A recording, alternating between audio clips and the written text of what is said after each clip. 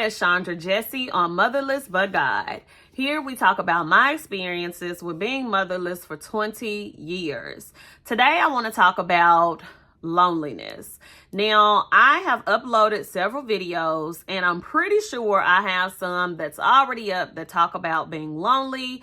But through your experience of being motherless, you will have so many moments where you really feel lonely, okay? And although a lot of us are blessed with loving family and loving friends, and it's not that you aren't grateful, it's just you're motherless. These past 6 months has been crazy.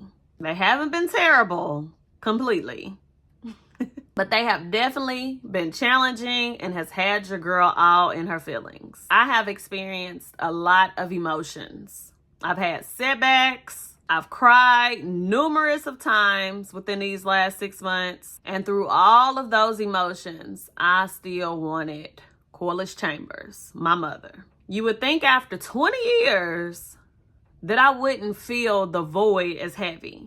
But through it all, I want to tell you how faithful God is. You know, in life, a lot of times, they say crawl before you walk, okay? And you begin to do that. And then when you start to walk, nobody really talks about how you're going to trip, you're going to fall, but you're going to get back up. And a lot of times, so much of that can be going on in our personal life and our work life. Just trying to heal yourself, and you're a wife, you're a mother, or you're a father, you have a career, or you're an entrepreneur, you're trying to do the things that God has called you to do, but yet life continues to life, okay? And I was at a point where I was feeling like things were going up and it just seemed like things began to crumble down for me. And through that, I began to get discouraged. Now, yes, I know my word. I know that I can do all things through God. I know that I'm more than a conqueror. I know that I am the head and not the tail. Like, I understand completely how good God is. But when you are motherless, you tend to literally have moments where you feel lonely and you still really wish that you could just pick up that phone or drop by that house and sit down with your mother and have a conversation.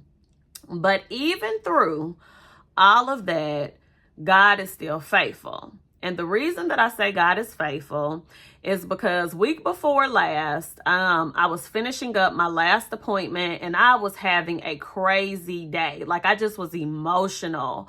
So much was going on and I just was like, God, I am at a breaking point. And I was heading to my last client's house before vacation. And I was thinking that I was covering up how I was feeling. When I meet with a client, whatever I'm going through goes out the window and I'm there to literally help them. But this particular day, my last appointment was with a 71-year-old white lady.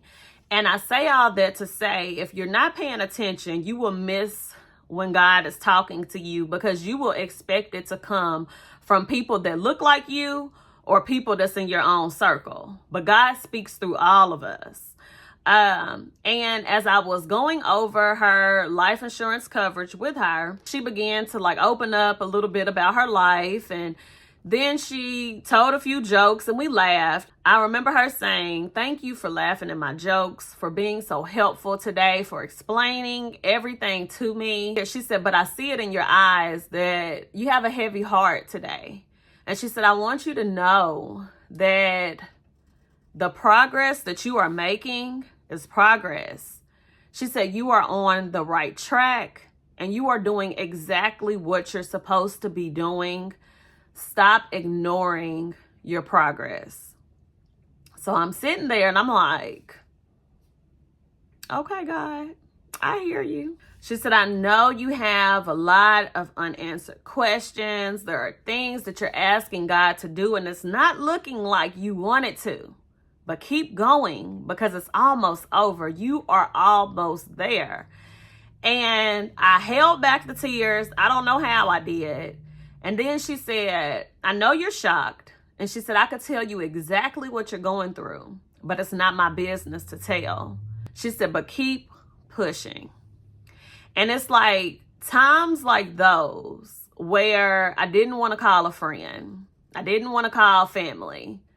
I just really wanted my mom. And it's like God will send somebody that will give you what you think you needed from your mom, but he will send it through somebody else where you lack nothing. And for that, I'm grateful.